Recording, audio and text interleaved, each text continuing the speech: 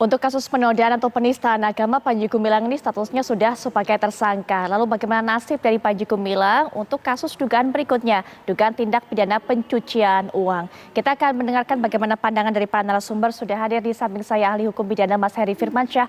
Assalamualaikum warahmatullahi wabarakatuh. Selamat malam Mas Heri. Waalaikumsalam warahmatullahi wabarakatuh. Selamat malam Mbak Putri. Baik, selain Mas Heri juga akan memberikan keterangan kepada kita, yaitu sebagai ahli tindak pidana pencucian uang, Ibu Yenti Ganarsi. Assalamualaikum warahmatullahi wabarakatuh. Selamat malam Ibu Yenti. Selamat malam. Waalaikumsalam warahmatullahi wabarakatuh. Baik, dan juga sudah bergabung dengan kita yang merupakan kuasa hukum dari Panji Gumilang, ada Bang Mario Huta Barat. Selamat malam Bang Mario. Selamat malam Mbak. Baik, ya. Yang pertama kita ingin sekali mendengar bagaimana pandangan dari Ibu Yenti, karena ya, seperti yang disampaikan oleh pihak kepolisian, ada dugaan bahwa mencampur adukan antara rekening dana bos yang digunakan untuk operasional dari pesantren bercampur dengan rekening pribadi, dicampur dengan rekening untuk pengelolaan zakat, sehingga kemudian adanya dugaan tindak pidana pencucian uang. Bu Yenti bagaimana melihatnya, apakah kemudian dengan hal seperti itu sudah memenuhi unsur-unsur TPPU, Bu Yenti? Ya, baik. Begini, kalau mau bicara tindak pidana pencucian uang berkaitan dengan kasus Al Zaitun ini kan tindak pidana pencucian uang itu harus ada dua kejahatan. Jadi harus ada kejahatan dulu, kejahatan apa itu, yang dari kejahatan itu uangnya masuk ke Al Zaitun. Nanti dari Al Zaitun, uang hasil kejahatan ini misalnya ada santri atau keluarga santri yang merasa waktu bayar itu misalnya tertipu atau ada pemerasan atau mungkin Al Zaitun itu sendiri mungkin ada melanggar peraturan tentang pondok pesantren misalnya, uang masuk. Nah, itu baru terjadi kejahatan asal. Nah, setelah uang masuk itu, maka untuk apapun termasuk untuk operasional pun, kalau didapatkannya ada tindak pidana, maka ketika uang sudah masuk kemudian digunakan itu baru terjadi pencucian uang. Jadi kalau bicara pencucian uang, kita harus berbicara juga tindak pidana asalnya. Ini yang harus didalami. Saya dalam hal ini, kalau memang ini kasus ini awalnya kan penodaan agama. Kemudian ada info, data dan sebagainya lah itu ya. Kemudian ternyata bahwa ada kecurigaan, bahkan ada LHA dari PPATK yang mengatakan bahwa keuangan berkaitan, saya katakan berkaitan dengan Al Zaitun, itu ada transaksi-transaksi sejumlah 256 atau lebih itu yang itu tentu mencurigakan karena banyak sekali dan terkait dengan Al Zaitun yang kemudian oleh PPATK dikatakan itu terdiri dari 6 atau 8 nama yang terkait dengan keberadaan Al Zaitun. Itu bisa jadi juga ada yayasannya, bisa jadi ada nama-nama atau nomor rekening dari oknum-oknum yang ada di Al Zaitun. Nah, apabila rekening-rekening yang disampaikan oleh PPATK itu ternyata ada transaksinya yang memang menurut ukuran PPATK, menurut ukuran Undang-Undang Tindak Pidana Pencucian Uang dan teori itu adalah mencurigakan, misalnya masuknya terlalu besar atau masuk dan keluarnya itu terlalu cepat, dan kemudian didalami ternyata juga harus didalami sumbernya dari mana, karena PPATK itu sudah di posisi tindak pidana pencucian uangnya. Dugaan tindak pidana pencucian uangnya. Sementara tindak pidana pencucian uang itu memerlukan tindak pidana asal. Maka Bareskrim dalam hal ini harus mencari laporan dari PPATK itu berkaitan dengan transaksi itu dari hasil apa yang kemudian potretnya itu ada di dalam LHA PPATK. Demikian Mbak. Bu Yenti, kalau memang harus dicari tindak pidana asalnya, jika kemudian salah satu asal dari sumber rekening yang banyak itu, sumber dana yang banyak itu adalah sumbangan pribadi dengan sukarela dari para anggotanya, itu tidak termasuk tindak pidana asal. Baru kemudian jika para anggota itu terpaksa atau merasa dimanipulasi untuk mengumpulkan uang, seperti itu Bu Yenti? Betul, jadi harus ada tindak pidana asal ya. Ini pernah juga ada Ikhwanul Muslimin, itu juga sama, hampir sama dengan ini yang berkaitan dengan di Lampung itu. Jadi para santri-santrinya itu memang ada yang penipuan, artinya diiming-iming dan sebagainya masuk. Ternyata juga yayasan itu juga ketika mendirikan sekolah-sekolahnya itu melanggar ketentuan-ketentuan undang-undang dari Kementerian Agama dan kemudian juga tentang pendirian pondok pesantren, tentang pendidikan di pondok pesantren yang waktu itu yang harusnya SD 6 tahun menjadi 4 tahun misalnya. Berarti uang-uang yang masuk dengan info yang disampaikan bahwa itu melanggar hukum, yang masuk itu berarti udah hasil kejahatan. Ketika uang itu digunakan karena sebelumnya itu sumbernya ada tindak pidananya, ketika digunakan itu untuk apapun itu namanya pencucian uang. Jadi kita harus betul-betul bukan uang masuk ke Al Zaitun kemudian pencucian uang, bukan. Jadi harus dilihat masuknya itu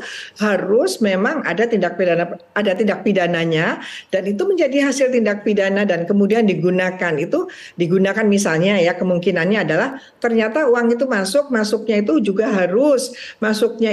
harus ada tindak pidananya. Kemudian harusnya untuk operasional Al Zaitun ternyata untuk kepentingan pribadi misalnya. Nah itu ada tindak pidana pencucian uang. Tapi kalau misalnya masuknya biasa-biasa saja sesuai, kemudian ternyata uang itu digunakan untuk misalnya memberi tanah gitu, itu berarti baru ada kejahatan asal ini, baru ada penggelapan gitu. Ini betul-betul sebetulnya tidak sulit, tapi pemahamannya, paradigmanya harus betul-betul firm di situ bahwa pencucian uang adalah double crimes, kejahatan ganda, begitu. Baik, nah Bang Mario juga sebagai kuasa hukum dari Panji Gumilang mungkin bisa menjelaskan sebenarnya. Kembali lagi kami akan minta klarifikasi dalam kesempatan ini. Apa sebenarnya atau dari mana sumber uang yang didapatkan oleh Panji Gumilang ini? Ya, baik Mbak. Jadi seperti yang sudah saya pernah jelaskan sebelumnya berdasarkan pengakuan daripada klien kami, Syekh Panji Gumilang, bahwa dana terbesar yang didapatkan oleh Pondok Pesantren Al Zaitun itu yang pertama dari para wali santri yang menyekolahkan anak-anaknya di Yayasan Al Zaitun, di mana menurut pengakuan salah satu pendiri yaitu Pak Nurdin, di sana ada 7.000 santri yang sekarang aktif bersekolah di sana. Jadi mungkin bisa dikalikan ya dari 20 sampai 30 tahun lalu dan sekarang ada 7.000 santri, dikalikan sekian biayanya itu berapa, itu yang pertama. Lalu kedua juga ada donatur yang melakukan donasi secara rutin, dan yang ketiga adalah bisnis-bisnis yang memang dikembangkan oleh Yayasan Al Zaitun sendiri, dari mulai peternakan, pertanian, dan juga konstruksi dan lain sebagainya. Jadi berdasarkan pengakuan klien kami, itulah sumber-sumber dana yang memang selama ini menopang ataupun mengembangkan Yayasan Al Zaitun sampai bisa sebesar pada saat ini gitu. Baik, memang dikumpulnya sudah cukup lama, tapi kan biaya operasionalnya juga besar, sehingga kemudian itu yang menjadi pertanyaan oleh masyarakat. Bang Mario, dari mana kemudian uang-uang itu bisa terkumpul? Walaupun memang donasi dan sebagainya, tapi kan juga sesuai dengan kebutuhan ataupun juga dipakai untuk kebutuhan operasional sehari-hari, Bang Mario? Ya, jadi memang berdasarkan kunjungan kami selaku kuasa hukum sana pada saat kurang lebih 2 minggu lalu, beliau menjelaskan memang pertama itu Yayasan Al Zaitun menerima dana BOS, namun paling besar itu dana itu didapatkan daripada wali santri yang menyekolahkan ataupun mengirimkan anaknya di sana untuk bersekolah. Di samping itu juga kami melihat di sana memang bisnisnya itu berjalan secara aktif, seperti pertanian itu ada sawah, ada juga tebu, ada juga pohon pisang dan lain sebagainya, juga ada peternakan dari ayam, dari kambing, dari sapi, kerbau, dan juga ada perikanan, konstruksi. Semuanya itu kan mereka kan berbisnis selama mereka berdiri kurang lebih 20-30 tahun ini. Itulah yang digunakan, dan dana itulah yang digunakan untuk mengembangkan yayasan itu dari mulai cuma 200 atau 300 hektar sehingga sekarang bisa luasnya sampai kurang lebih 1.800 hektar. Jadi kalau ditanya uangnya dari mana, itulah terangan yang kami dapatkan daripada klien kami. Baik. Dana-dana yang didapatkan selama ini untuk mengembangkan ataupun biaya operasional untuk Al Zaitun sendiri begitu. Bang Mario, bagaimana dengan anggapan masyarakat adanya dugaan kecurigaan korupsi dana BOS? Kalau terkait dengan dana BOS, berdasarkan keterangan klien kami, dana BOS itu dijalankan sesuai dengan SOP. Jadi terkait penyelewengan atau apapun itu, beliau mengatakan bahwa terkait tindak pidana pencucian uang ataupun aktivitas semacamnya, beliau mengatakan tidak ada aktivitas ataupun tindakan-tindakan terkait hal tersebut, dan beliau menyatakan siap untuk menyerahkan bukti-bukti dan dokumen terkait hal tersebut. Jadi berdasarkan juga laporan daripada penyidik ya terkait tindak pidana penggelapan, perlu saya jelaskan bahwa dalam tindak pidana pencucian uang itu juga unsurnya dalam pasal 3 pasal 4 Undang-Undang TPPU itu masih banyak ya Mbak, dari barang siapa melakukan tindak pidana ilegal atas suatu harta kekayaan dengan maksud tujuan untuk menyembunyikan atau menyamarkan. Menyembunyikan itu kan dalam artian atau konotasi bahwa asal-usul harta itu dikaburkan ataupun tidak diberitahu secara jelas. Menyembunyikan itu berarti uang yang dalam artian didapat atau diperoleh dari tindak pidana, proses tindak pidana yang ilegal, itu dicampur adukan atau disatu padukan dengan dana-dana yang ilegal, yang legal maksud saya begitu. Jadi, sorry, apa suara saya terdengar jelas, Bu? Kami mendengarkan, Bang Mario, kami mendengarkan dari awal Oke. tadi. Jadi, apakah maksud dan tujuannya itu menyembunyikan dan menyamarkan itu terpenuhi dulu?